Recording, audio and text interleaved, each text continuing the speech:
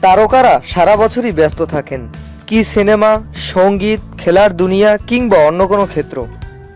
ব্যস্ততা থেকে তাদের মুক্তি নেই। এরপরও মা দিবসে তারকারা সময় খুঁজে সঙ্গ দেন মাকে।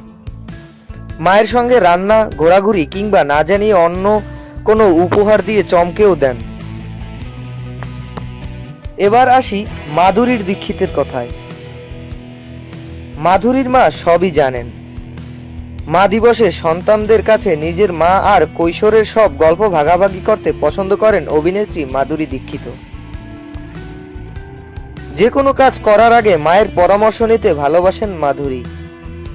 তার ভাষ্যে, আমার মা সব জানেন। তার সব পরামর্শই আমি চোখ বন্ধ করে পালন করি।